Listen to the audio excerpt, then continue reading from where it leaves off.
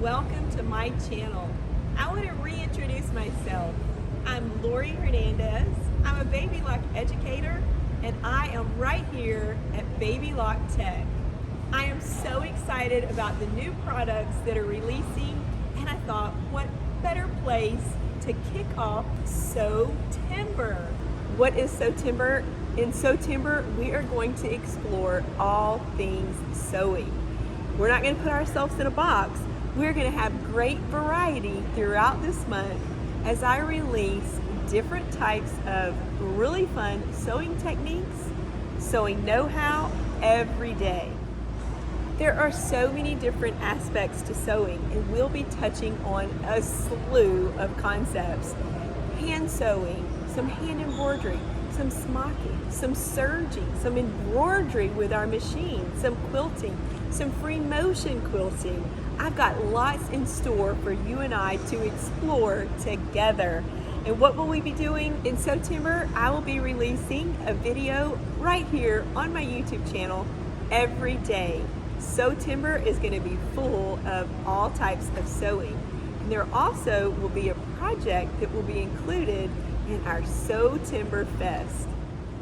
Now you may be wondering how this is going to work. What I really want is for you to participate along with me as I share something sewing every day. I want to see what you've created, or I want to see what you've learned from me and how you've incorporated what I've shared with you. Each day, I want you to post pictures. Make sure that you follow me on Instagram, also Facebook, and head over to my website as well. Everything will be linked below in the description, so don't forget to click those links. I can't wait to see what you've created and how you've incorporated some of the techniques, some of the things you learned along with me. I can't wait to see what you'll create along with those concepts.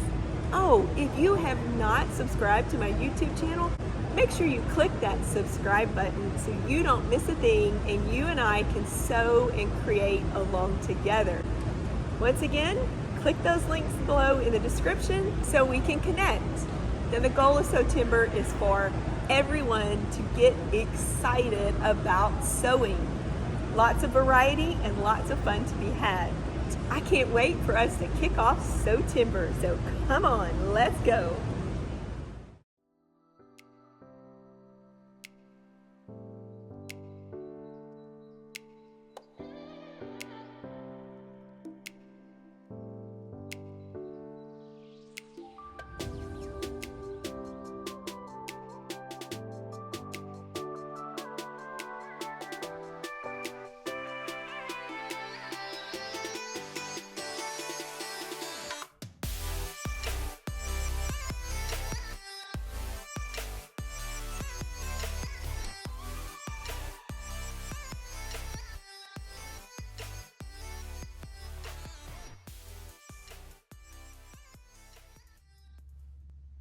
Hi everyone, today is the first day of Sewtember.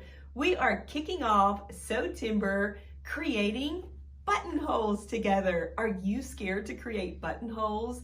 Buttonholes are really easy to create. So you and I are going to have a bit of fun exploring. Buttonholes are foundational, but I bet you've used them in some creative ways. Let's get comfortable with buttonholes. Join me, post those pictures so I get to see your buttonholes.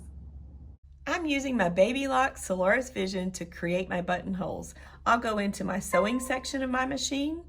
Access your buttonholes where they are located in your machine. If you'll notice on my machine, I'll select my buttonhole tab.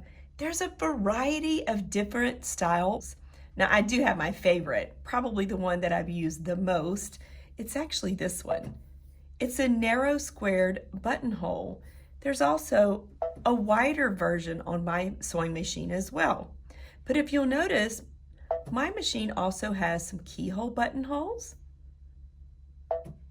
some round double-ended buttonholes, narrow rounded buttonholes, tapered rounded buttonholes. Oh my goodness. We have a variety to choose from. Let's select my favorite, the narrow squared buttonhole. Let's create that together. Whenever I create buttonholes, I have a tip for you. I always use a layer of stabilizer on the back of the fabric. Now, of course, you'll be creating a garment, applying that buttonhole to your garment. It's still, in my opinion, very important to place a little bit of stabilizer. It can be a lightweight tearaway stabilizer or maybe even a no-show mesh cutaway stabilizer. You don't want a real heavy stabilizer, just a little stabilizer that gives a bit more stability within that buttonhole. If you look at my presser foot, my machine has a buttonhole foot that allows me to place a button within the presser foot, and then it stitches the buttonhole the accurate size for the button. Let's open up that area right here. We'll place our button in that area, and we'll close it so that the presser foot itself snugs up around the button. Next, make sure that presser foot is raised, which mine is. We'll place our fabric up underneath within this area. My machine sews my button from the front to the back. That's probably something you definitely, not probably, but you absolutely need to know that. Especially if you've already created your garment, you need to know whether you need to place that registration line to stitch your buttonhole going forward or backwards. Once again, my machine starts from the front to the back. Let's lower our presser foot and stitch a buttonhole.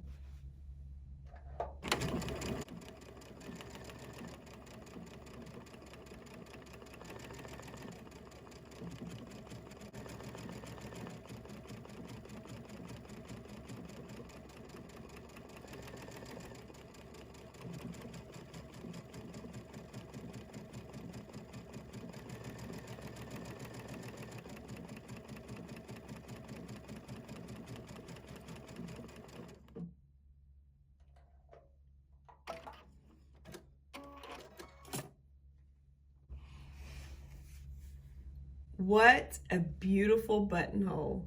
I'll trim that little thread and then we'll stitch a different buttonhole. Next, we'll select a keyhole buttonhole.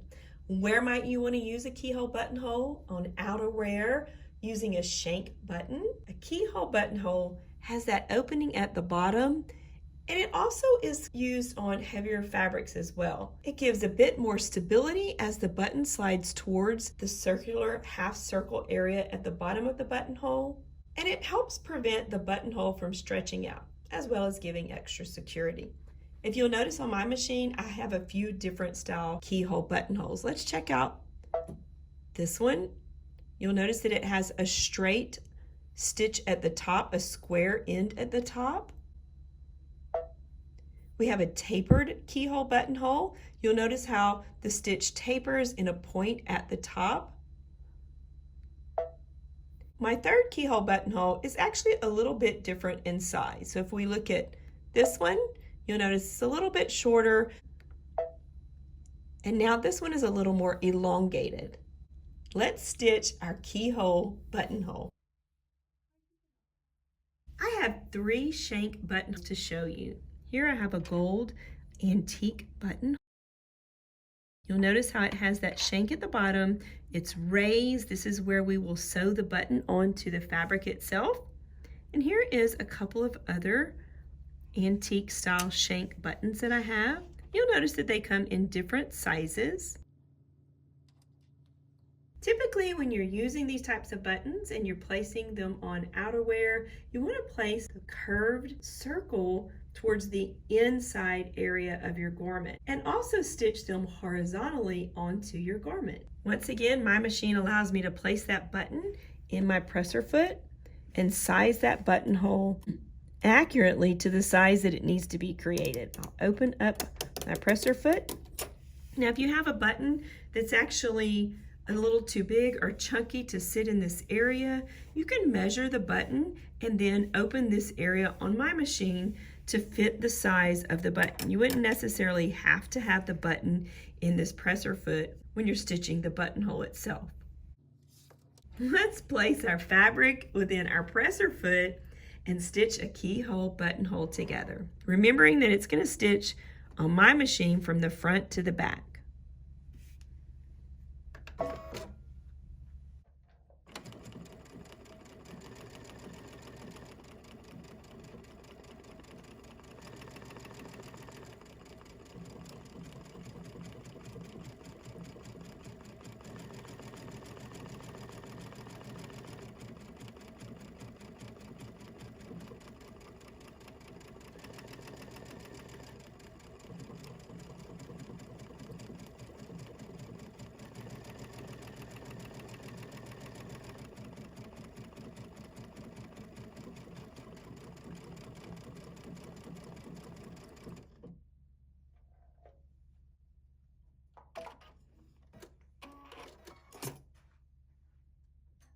Let's check it out. What a beautiful buttonhole. We've created that keyhole buttonhole that'll accommodate our shank button. And keeping in mind, you'll want to stitch those horizontally so whenever it's within the garment and it pulls, the shank will pull into the area where you have the little circle at the end. It's really great to have a variety of buttonholes to choose from. Next, let's create a rounded buttonhole. We have a few options here. This is a round double-ended buttonhole. We have a taper round-ended buttonhole. And then we also have a narrow rounded buttonhole. When you have that bar tack at one end, that's going to give that buttonhole some extra stability. You can use this in lightweight jackets and some other garments that may need some nice sturdy buttonholes. But keep in mind, typically myself, when I'm creating garments and little girls' dresses, I go to my narrow squared buttonhole. Let's pop back over here and stitch one of our round-ended buttonholes. I'll trim my fabric so I have room for my next buttonhole.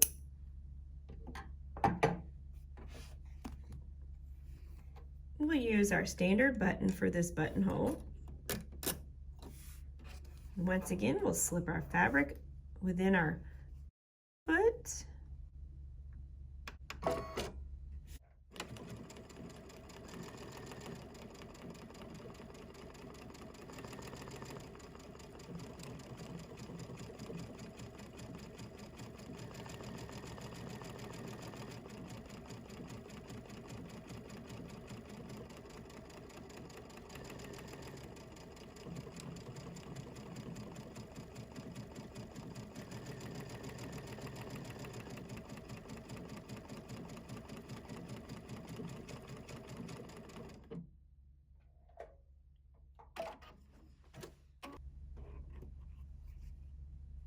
Once again, another beautiful buttonhole stitch, very fast, very easy, and a nice secure option.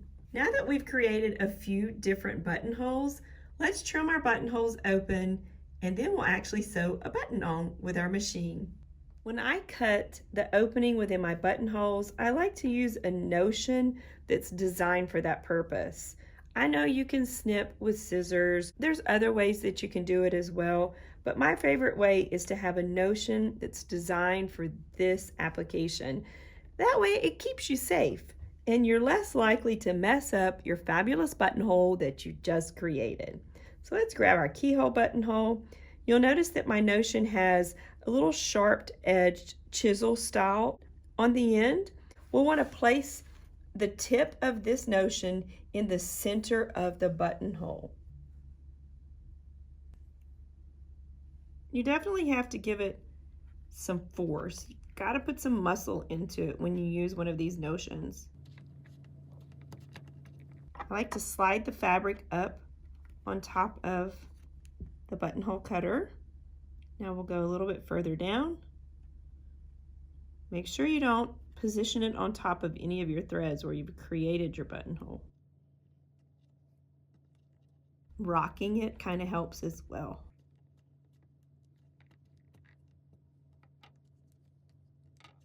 Let's notice our buttonhole. We've opened it up. I also like to place a little bit of fray block over in this area once I've cut that buttonhole, and that just gives it a more professional appearance.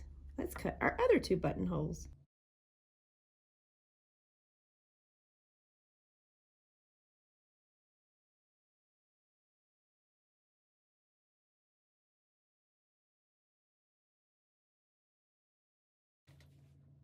Now that we've created buttonholes together, we've cut them open, let's sew on a button using our sewing machine.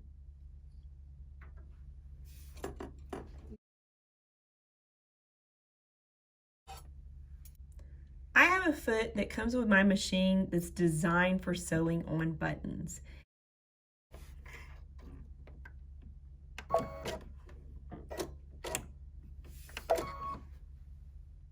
Let's find the stitch that will sew on a button.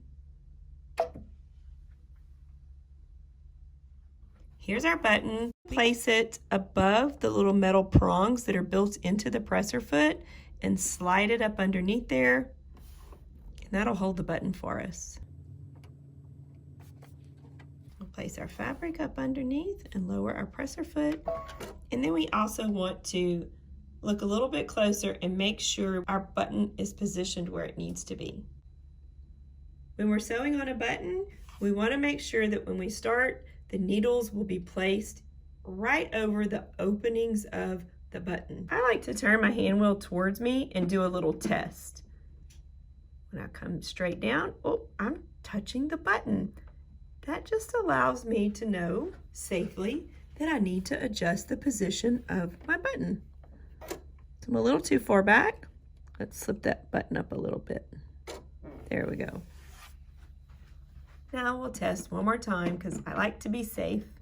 There it is. It's in both of the holes of the button. Let's sew the button on.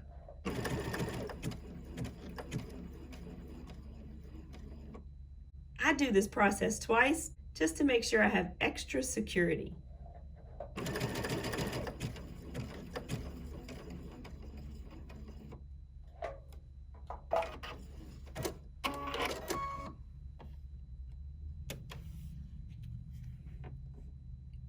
If your machine has this feature, I know you probably use it often if you're a garment sewer, but if it doesn't, you can use your zigzag stitch. Make sure that your length is set to 0 and then adjust the width so that the needle is placed the correct width to go down into each one of the holes of the button that you're sewing on. Let's see if our button fits in our buttonhole.